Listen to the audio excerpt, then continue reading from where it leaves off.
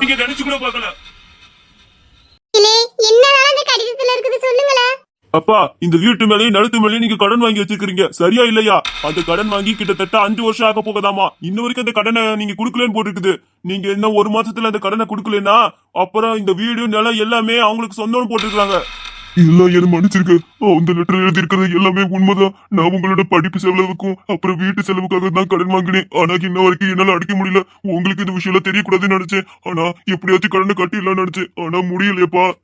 என்னங்கப்பா, இந்த விஷயத்த நீங்க முன்னாடியே சொல்லியிருந்தா ஏதாவது நாங்க முயற்சி பண்ணிருப்போம்ல. இனி என்ன ஆக போகுது? இந்த வீடு நிலம் எல்லாம் போக போகுது. விடுங்க விடுங்க, ரொம்ப சந்தோஷம் நினைச்சுக்கோங்க. இந்த கடன் அடைஞ்ச மாதிரி இருக்கும், இந்த நிலம் எல்லாம் நம்மளை விட்டு போன மாதிரி இருக்கும். நாம போய் பேசாம பட்டணத்துல பொழைக்க போயிருவோம். இங்க இருக்கிறது வேஸ்ட். இது என்னோட பரம்பரையான சொத்து. இதை விட்டுட்டு நான் எப்படி போக முடியும்? அதுக்கு என்ன பண்ண முடியும்? இந்த 30 லட்சம் ரூபாய் கடனை நம்ம சம்பாரிச்சு அடைக்க முடியுமா இந்த காலத்துல? இன்னும் 1 மாசத்துல அது நீ எப்படி கொடுப்ப? பேசாம இருங்க, நம்ம பட்டணத்துக்கு பக்கத்து போய் எல்லாமே பொழைச்சிக்கலாம். இந்த வீட்டையும் நடத்தி அவங்களே வச்சுக்கிட்டோம். இந்த கடனை நம்மளால கஷ்டப்பட்டுலாம் அடைக்க முடியாது. சொந்த ஊரை விட்டுட்டு எப்படிப்பா போறது? எனக்கு மனசே வரலையே.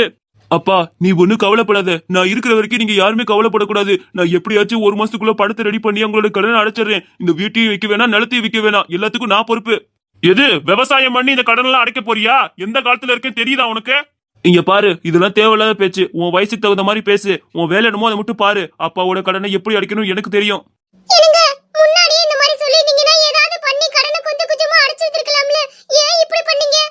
உங்களையில கஷ்டப்படுத்துறதுல எனக்கு விருப்பமே இல்லம்மா.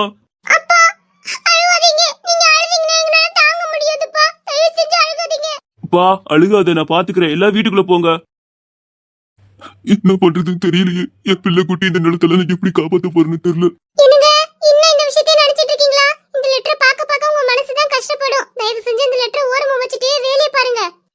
எப்படிமா என்னால வேலை பார்க்க முடியும்?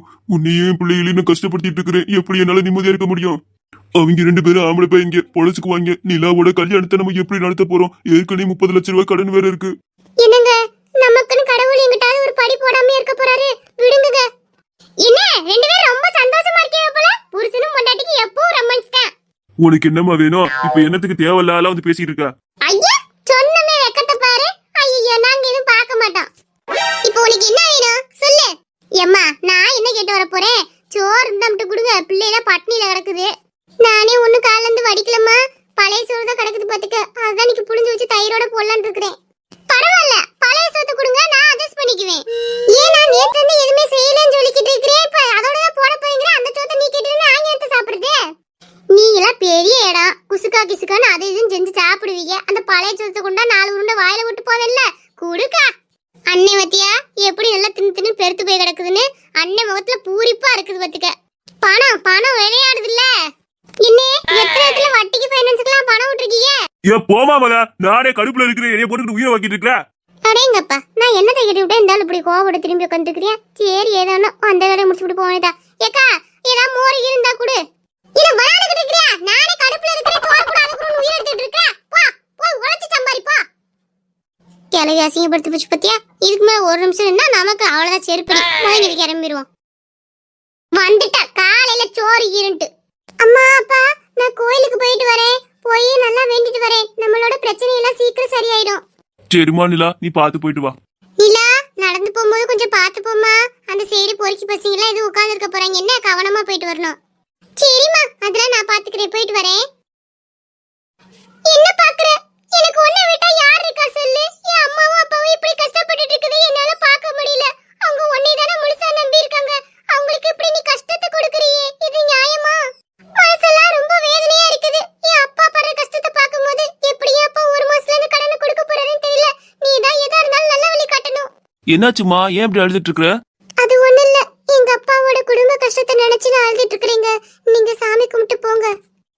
உனக்கு எதுவும் தப்பா நினைக்கலன்னா நீ என்கிட்ட தாராளமா அந்த விஷயத்த சொல்லலாம். நான் பக்கத்துல தான் டீச்சரா ஒர்க் பண்ணிட்டு இருக்கேன். எங்க அப்பா எங்க படிப்பு செலவுக்காக நிறைய செலவு பண்ணிருக்காரு. ஆனா அவர் கடன் வாங்கின விஷயம் நேத்து தான் எங்களுக்கு தெரியும். இன்னும் 1 மாசத்துக்குள்ள அந்த கடன் அடைக்கலனா எங்களோட நிலம் வீடு எல்லாம் போயிரும். எங்க அப்பாவோட பரம்பரையான சொத்து அது. நான் இப்பதான் வேலையே தொலைவிக்கிட்டு இருக்கேன். என்ன பண்றதுன்னே எனக்கும் தெரியல. நீ கவலைப்படாத, எல்லா பிரச்சனையும் நீ சாமிகிட்ட சொல்லிட்டேல்ல, சாமி எல்லாத்தையுமே பாத்துக்கும். நீ கவலைப்படாம போ. ஆமா, உங்க அப்பா எவ்வளவு கடன் வாங்கியிருக்கிறாரு? எங்க அப்பா 30 லட்சம் ரூபாய் கடன் வாங்கி வச்சிருக்காரு. சரிம்மா, கவலைப்படாம போ. எல்லா பிரச்சனைக்கும் கண்டிப்பா ஒரு தீர்வு இருக்கும். இதுக்கும் கண்டிப்பா இருக்கும். போமா. பாவம், குடும்ப பிரச்சனைக்காக இந்த பொண்ணு எவ்வளவு கண் கலங்குது. ஐயோ, திருப்பியும் இந்த ஆள் வராரு. என்ன என்ன முழிக்கிற? வாங்கின கடனை கொடுக்க வக்கு இல்லையா? எத்தனை வருஷம் ஆச்சு? அப்படியே விட்டுட்டு போயிருவேன் நினைப்போ? உங்க கடனை கொடுக்க கூடாது. இல்ல எப்படியாச்சும் கொடுத்துறேன். தயவு செஞ்சு எனக்கு கொஞ்சம் கால அவகாசம் கொடுங்க. ஒரு வருஷமாவது கொடுங்க. இது பாரு ராமசாமி, இதுக்கு மேல உனக்கு கால அவகாசம் எதுவும் கிடையாது. இங்க இருக்கிறாங்களே 2 பசங்க ரொம்ப மோசமானவங்க. ஒரு கடத்துக்கு மேல இவங்க 2 பேர்த்தையும் என்னாலே சமாளிக்க முடியாது. அதுக்கப்புறம் நீ தான் பாத்துக்கணும். உனக்கு குடும்பம் இருக்குல்ல, சொல்லாம சொல்லிட்டு போறேன், புரிஞ்சுக்க சரியா? என்னாலே இவங்கள கண்ட்ரோல் பண்ண முடியாது. இதோட போனா 5ஆவது தடவை போலீஸ் ஸ்டேஷன் போயிட்டு வருவாங்க. ஞாபகம் இருக்கட்டும் நான் என்ன சொல்றேன்னு.